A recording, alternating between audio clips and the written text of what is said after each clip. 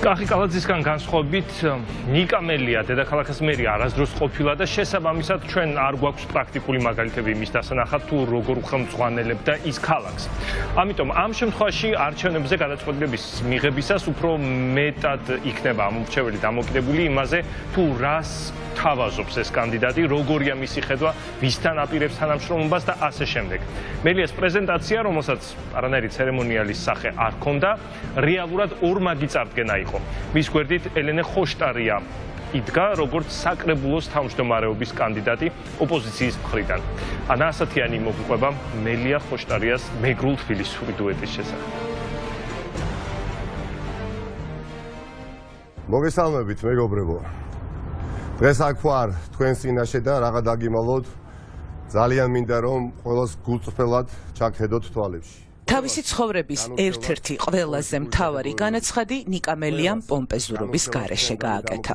ვერაზე, ერთ-ერთი შენობის ტერასაზე იყო მხოლოდ რამდენიმე კამერა, სავსე მთვარე და ღამის ხედი ქალაქზე, რომლის მერობისთვისაც ის ბრძოლას იწყებს. აი ასე, უბრალოდ და მარტივად. თბილისის მერობის კანდიდატმა თავს დიდი ცერემონიის ჩატარების უფლება არ მისცა იქ, სადაც ჟურნალისტებს სცემენ, სადაც ადამიანები სამართალს ვერ პოულობენ და COVID პანდემიასთან პირისპირ არიან მიტოვებულნი. მის წარდგენაში მთავარი მინიმალიზმი და შინაარსი იყო. დღეს ვდგავარ თქვენ წინაშე და მახსენდება როგორი რთული იყო ჩემი გზა დღევანდელ დღემდე. მახსენდება როგორ ვიყარე პირველად კენჭი თბილისის მერობის კანდიდატად სრულიად გამოუცდელმა ახალგაზრდა პოლიტიკოსმა. როგორ დავუპირისპირდი მაშინ პირველად სისტემას და ჩემდა გასახარად უამრავმა თბილისელმა დამეჭირა მხარი. იმ ეტაპზე ჩემი აზრით გამარჯვება იყო ხელისუფლებაში ახლად მოსული ქართული ოცნების მეორე ტურამდე მიყანა. რადგან არც მე და არც საზოგადოება არ იყო ჯერ მზად დაემარცხებინა რეჟიმი, რომელიც ჯერ კიდევ იკრებდა ძალას და ყველასთვის ჯერ კიდევ არ იყო ცხადი, რამხელა ბოროტებასთან ჰქონდა საქმე. ასევე მახსენდება როგორ შემორჩით ერთმანეთს საპარლამენტო დარბაზში მე და მთელი ქართული ოცნების საპარლამენტო უმრავლესობა. მომიხსნეს იმუნიტეტი, თუმცა ვფიქრობ, მაშინ გავიმარჯვე მორალურად და ჩემი სიმართლით. შემდეგ უნდათ ჩემი შეზღუდვა და ბრძოლის შენელება და დამადეს სამაჯური. სამაჯური დადებული მათი აზრით შეზღუდული და შებოჭილი ვიქნებოდი. მაგრამ სამაჯური დადებულმა გდანის მაჟორიტარობის კანდიდატმა მიუხედავად ძალადობისა, მოსყიდვისა და გაყალბებისა მაინც გავიმარჯვე გდანში. და გდანში მაშინ კიდევ ერთხელ დავწმუნდი, რომ ბრძოლას ყოველთვის აქვს აზრი. და როდესაც ამის შემდეგ ქართულ ხალხს მოპარეს არჩევანი, პროტესტის ნიშნად უამრავი ადამიანის წინაშე მოვიხსენი უსამართლობის სამაჯური და მე ვფიქრობ, კვლავ გავიმარჯვე უსამართლობაზე ამ ფორმით. ისევ მომიხსნეს იმუნიტეტი, უკვე მეორედ და პატიმრობა მომისაჯეს. მათ დამაკარგვინეს ფიზიკური თავისუფლება, მაგრამ სინამდვილეში მოვიპოვე ნამდვილი თავისუფლება და კიდევ ერთხელ გავიმარჯვე ქართულ ხალხთან ერთად. დადგა ქართველი ხალხის გამარჯვების დრო. დადგა დრო ბევრჯერ ახსენა. ეს მისი კამპანიის სლოგანია. თბილისი კი ბრძოლის წინახაზი რეფერენდუმში. მარტო არ იდგა. არც მისი პარტიის წარმომადგენელი ედგა გვერდით. სურს რომ საქართველოში პირველად მმართველობა იყოს კოალიციური და რომ თბილისი საქართველოსთვის მაგალითად იქცეს. დღეს მე და ელენე გამოვდივართ როგორც მრავალპარტიული კოალიციის წარმომადგენლები. მე როგორც მერობის კანდიდატი ჩემი პოლიტიკური მოძრაობიდან გირჩი მეტი თავისუფლება, რომელიც წარმოადგენს ვიცე-მერს უახლოეს მომავალში, ხოლო ელენე როგორც საკრებულოს თავმჯდომარეობის კანდიდატი საკუთარი მოძრაობიდან. ზურე ჯაფარიძე COVID ვირუსის გამო პარასკევს მათ გვერდით არ იდგა. იყვნენ ელენე ხოშტარია და ნიკა მელია, რომლებსაც სჯერათ, რომ მათი გამარჯვების შემთხვევაში საკრებულო მერის სურვილებს უსიტყვოდ არ შეასრულებს, რომ ის არა მერიის უკანაეზო, არამედ მისი მთავარი მაკონტროლებელი იქნება. მაინტერესებს, სად გაიცანით ერთმანეთი? ალბათ აქციას ესატყვეთ.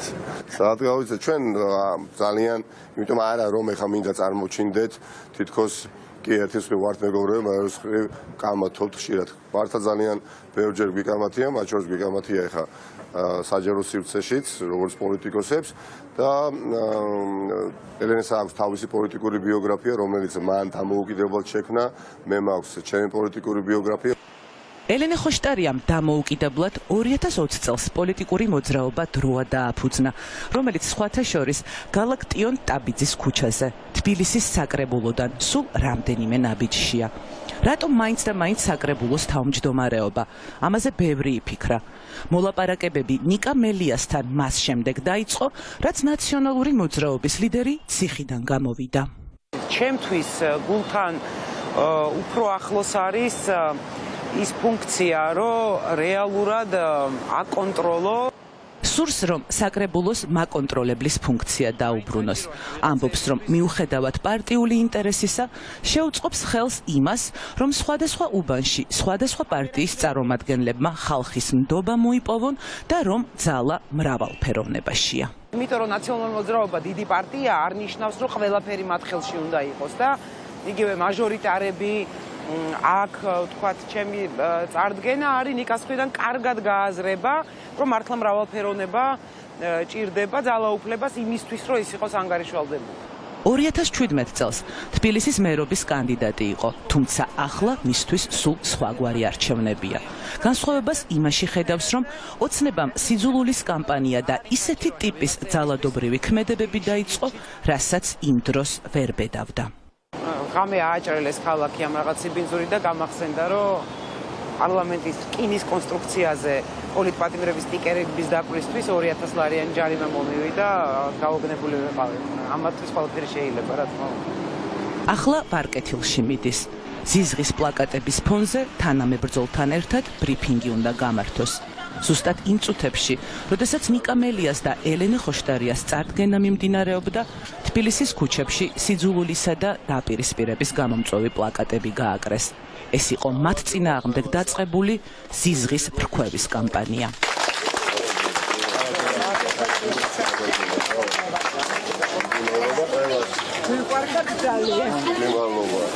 ამ ქალაქში სიძულულისა და ზიზღის ადგილი აღარ უნდა იყოს და ამ ადამიანების ემოციებით მანიპულირება ვერავინ უნდა შეძლოს. ნიკა მელიამ წინასაარჩევნო კამპანია ოფიციალურად დაიწყო. ამ მრჩევლებს უხსნის, რომ ეს არჩევნები თავისი დატვირთვით წინა არჩევნებისგან განსხვავებულია. მოვახერხეთ და დიდი ნაწილი უკვე ვიდრე საუბრობთ ოპოზიციისა. ვართ ერთიან კოალიციურ მოძრაობაში. უდიდესი ნაწილი, მე გაწუნებთ, რომ უახლოეს დღეებში სხვა პოლიტიკური პარტიებიც სხვადასხვა ფორმით შემოგვიეცდებია. უნიკალური არჩევნებია. ნაციონალური მოძრაობის ლიდერმა გადაწყვიტა, რომ მისი პარტია თბილისში არსად არც ერთ რაიონში არ დააყენებს მაჟორიტარ კანდიდატებს და მხარს საერთო მრავალპარტიული შეთანხმების კანდიდატებს დაუჭერს. მოლაპარაკებები სხვა პარტიებთან გრძელდება. ნიკა მელიას იმედი აქვს, რომ მის გუნდს კიდევ ბევრი შემოუერთდება. ისინი, ვისაც სჯერათ, რომ ქართული ოცნების შესაცვლელად კოალიციური მმართველობა ეფექტური საშუალებაა. ჩვენი ბრძოლა არის გუნდის ბრძოლა. ღრმა წამს აქვე, რომ ჩვენ ვიქნებით პირველები და ეს ტრადიცია დაიწყება თბილისიდან და მოედება მთელ საქართველოს. დადგა დრო, მეგობრებო, აღარ დადგა მართლაც დრო, რომ ვუთხრათ ოლიგარქს, რომ მისი ვადა ამოიწურა. ზარი გიხმობს შენ, ზარი გვიხმობს ჩვენ, ზარი უხმობს ყველას. დადგა დრო ერთობის და დადგა დრო ბრძოლის. დადგა დრო გამარჯვების.